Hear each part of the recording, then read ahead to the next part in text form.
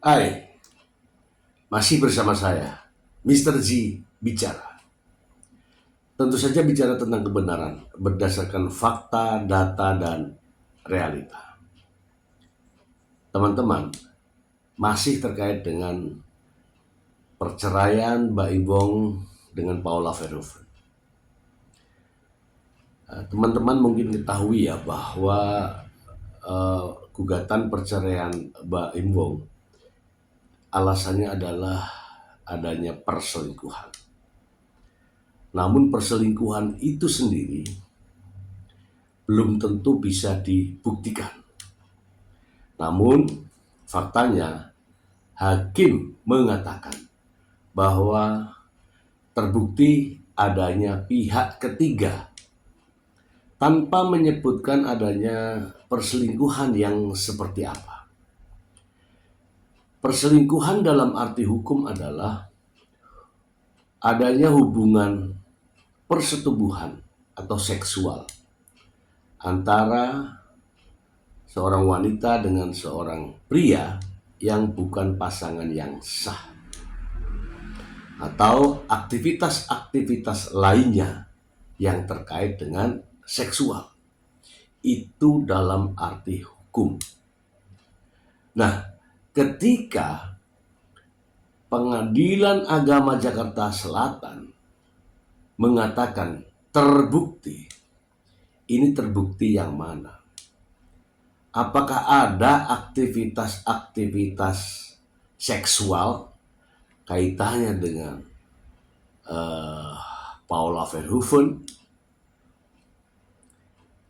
Saya meyakini dan mungkin kita semua meyakini, teman-teman, bahwa itu tidak terjadi. Sebagaimana yang disampaikan oleh Paula Verhoeven bahwa tidak pernah dalam hidupnya selama menikah dengan Mbak Imbong dirinya berselingkuh. Penjelasan Paula Verhoeven harusnya dipertimbangkan dalam proses pembuktian di Pengadilan Agama Jakarta Selatan. Namun faktanya, apa yang diucapkan, apa yang disampaikan, apa yang diutarakan oleh Paula Verhoeven di persidangan diabaikan oleh hakim. Dan hakim hanya mendengarkan untuk dijadikan pertimbangan hanya dari pernyataan Mbak Imbong. Ada apa ini? Ada apa? Teman-teman, supaya tidak mengundang fitnah teman-teman, saya ingin membacakan berita terkait itu langsung dari sumbernya. Berikut ini. Dari Merdeka.com, bela Paula Verhoeven, Hotman Paris tantang Mbak Imbong, tunjukkan bukti perselingkuhan mantan istri.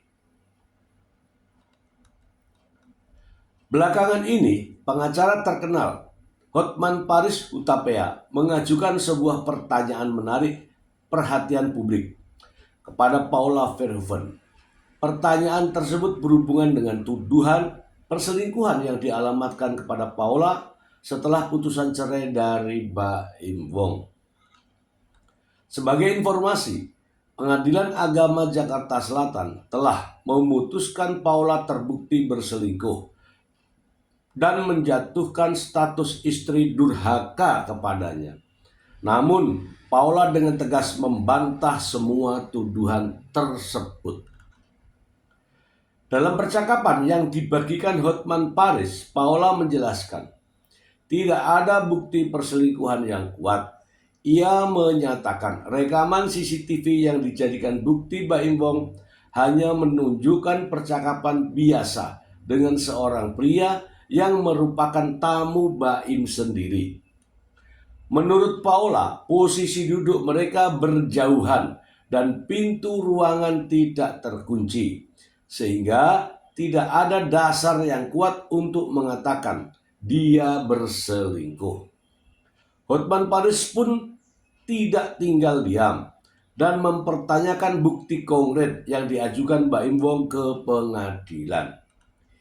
Ia menekankan dalam hukum, perzinahan memerlukan bukti yang kuat, seperti saksi mata dan bukti persetubuhan, bukan hanya dugaan selingkuh yang memiliki makna lebih luas. Dalam diskusi tersebut, Hotman juga menyentuh tentang pesan singkat dari pria tersebut kepada Paula yang berisi kata kangen, yang diduga bocor akibat ulah asisten Paula yang merasa sakit hati. Putusan pengadilan menuai kontroversi. Hotman Paris menilai keputusan pengadilan yang menyatakan Paula berselingkuh sangat mencurigakan. Ia berpendapat keputusan tersebut tidak didukung bukti perzinahan yang cukup kuat. Paula yang merasa dirugikan ini telah melaporkan keputusan ini ke Komisi Yudisial. Lantaran materi persidangan diungkap ke publik, padahal sidang berlangsung tertutup.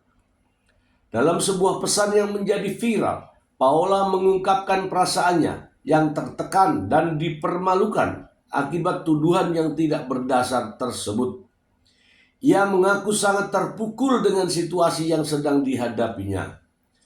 Saya tahu sekali, jujur saya memang terpukul, disudutkan seperti ini, dan dipermalukan satu Indonesia, tulis Paula dalam pesan yang beredar tersebut. Hotman Paris kembali menggemparkan dunia maya dengan tawarannya kepada Paula untuk menjadi asisten pribadinya. Tawaran tersebut muncul setelah perceraian Paula dengan Baim yang dipenuhi berbagai kontroversi. Dalam sebuah pesan yang menjadi viral, Paula menyatakan keinginannya untuk berdiskusi serta meminta bantuan dari Hotman Paris. Terkait situasi tersebut, Fahmi Bahmid, kuasa hukum Baim Wong, memberikan komentar. Fahmi menyampaikan bagi dirinya siapa yang didekati Paula pasca putusan cerai bukanlah hal yang krusial. Yang penting sudah diputuskan oleh pengadilan dan terbukti bahwa dia istri durhaka, ujarnya. Paula konsultasi dengan Hotman Paris Hutapea. Paula Verhoeven telah meminta bantuan hukum dari Hotman Paris setelah merasa sangat terpukul oleh putusan pengadilan yang menuduhnya berselingkuh.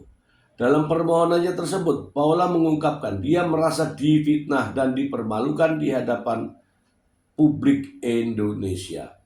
Kasus perceraian antara Paula Verhoeven dan Baim Wong memang menjadi perhatian publik yang besar. Putusan pengadilan yang menuduh Paula berselingkuh dianggap kontroversial oleh banyak orang. Kini masyarakat pun menunggu langkah selanjutnya dari Paula dan Hotman Paris dalam menghadapi situasi yang penuh tantangan ini. Oke ya teman-teman ya, kita bahas terkait dengan pernyataan dalam berita tersebut ya. Teman-teman, seperti yang pernah kita ulas beberapa waktu yang lalu bahwa saya mengatakan yang namanya perselingkuhan haruslah ada bukti konkret. Tidak asal menyebut perselingkuhan tetapi tidak memiliki bukti konkret. Perselingkuhan di sini adalah hubungan persetubuhan antara lelaki dan perempuan yang bukan pasangan yang sah. Artinya harus ada kata persetubuhan. Tidak bisa dikatakan berselingkuh kalau dalam bahasa hukumnya kalau tidak terjadi persetubuhan atau aktivitas seksual lainnya.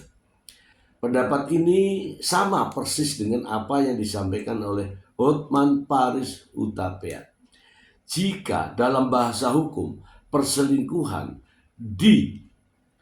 dinarasikan sebagai bahasa yang berbeda dari bahasa hukum, saya tidak tahu. Tetapi yang ditafsirkan dalam kalimat perselingkuhan adalah adanya hubungan persetubuhan. Ini dalam bahasa hukum. Haruslah terpenuhi unsur-unsurnya.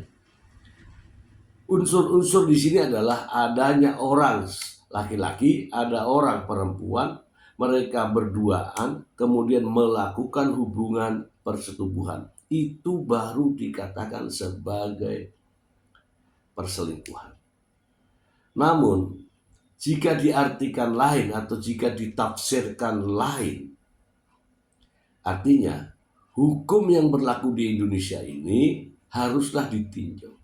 Sebab apa, teman-teman? Apa yang terjadi pada Paula Verhoeven bisa saja terjadi kepada orang-orang lain di Indonesia. Mengapa? Adanya larangan bercakap-cakap, adanya larangan berkomunikasi, adanya larangan duduk-duduk berduaan, adanya larangan boncengan berduaan, adanya larangan pergi berduaan dengan laki-laki dan perempuan yang bukan pasangan yang sah. Kalau itu diterapkan, teman-teman, berapa banyak wanita-wanita Indonesia ini yang durhaka. Seperti apa yang diterapkan oleh Pengadilan Agama Jakarta Selatan. Tanpa adanya pembuktian hubungan persetubuhan, hanya gara-gara chat, hanya gara-gara duduk berdua dan bukan di tempat yang seperti disampaikan, dan pintunya juga terbuka, tidak melakukan apa-apa, hanya berdiskusi, dijadikan sebagai alat untuk seseorang menjas sebagai terbukti dan dijadikan sebagai istri yang durhaka.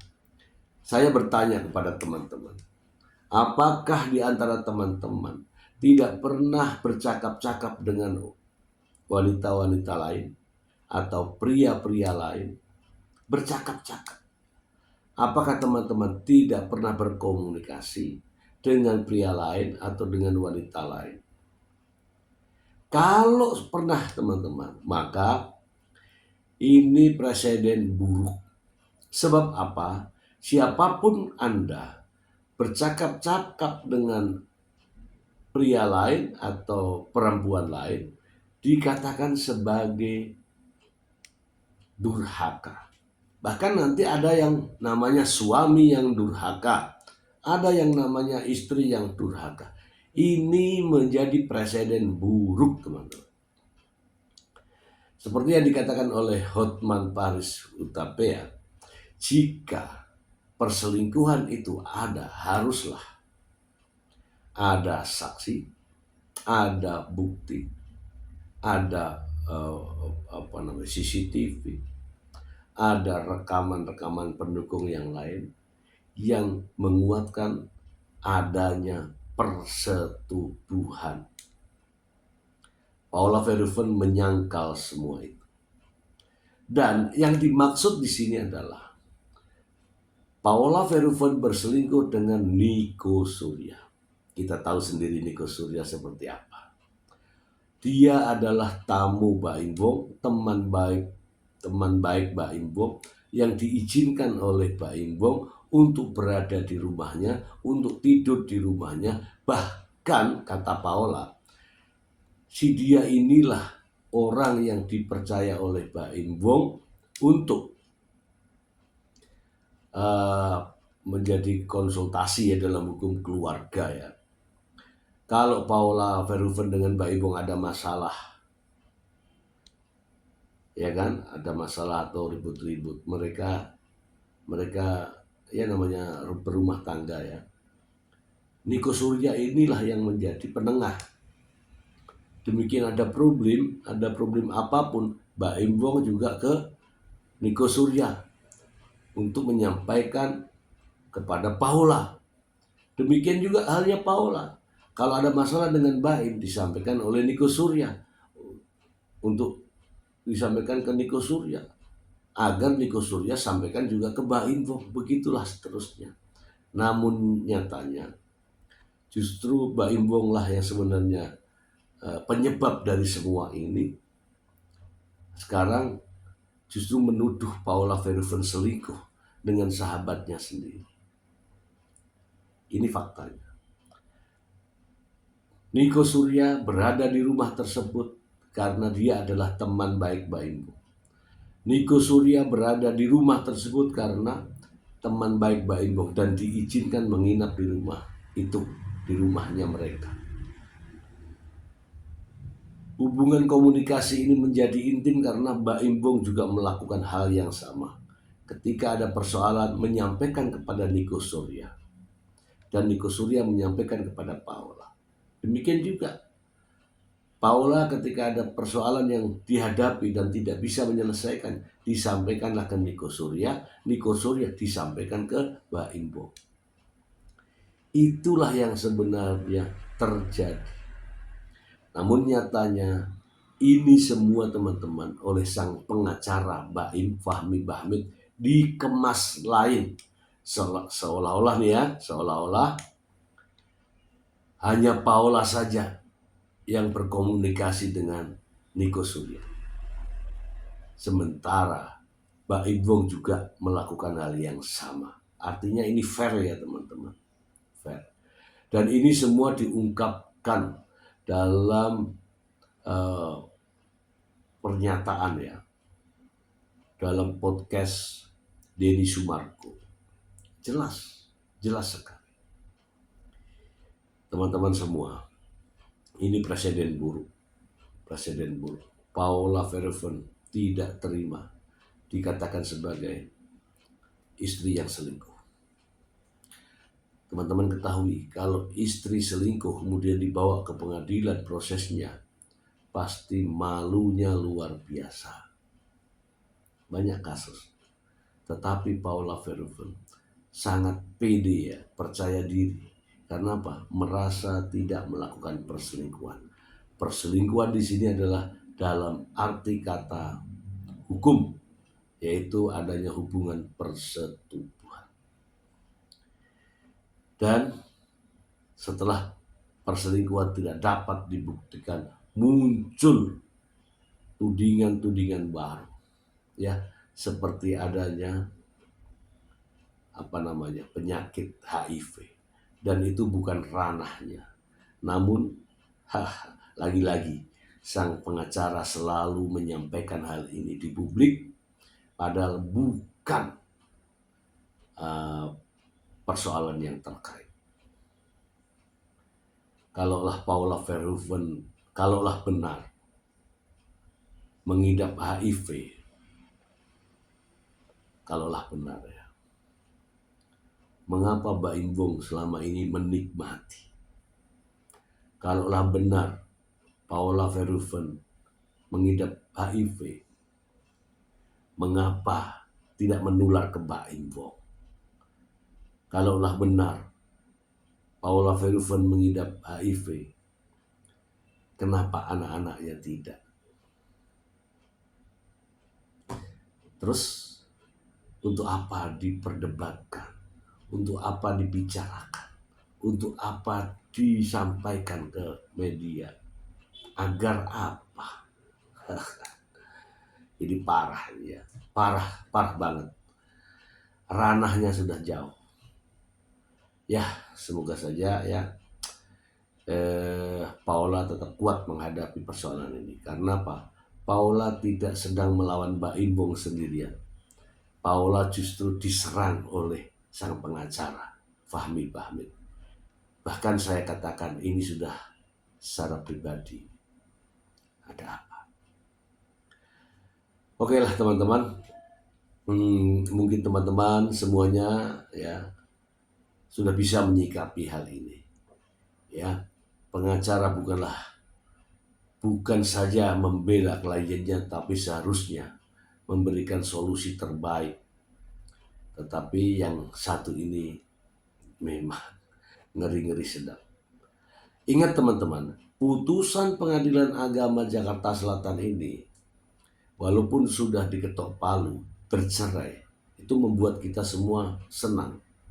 Tetapi embel-embel kaitannya dengan istri yang durhaka, kemudian terbukti adanya pihak ketiga, ini akan menjadi materi dalam gugatan banding. Dan urusannya ini adalah pihak Paula dengan hakim, nggak ada urusannya dengan Mbak Impong. Semoga informasi ini bermanfaat dan saya secara pribadi tetap memberikan dukungan kepada Paula Verhoeven.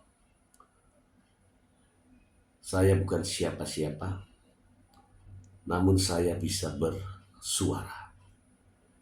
Semoga bermanfaat. Bye.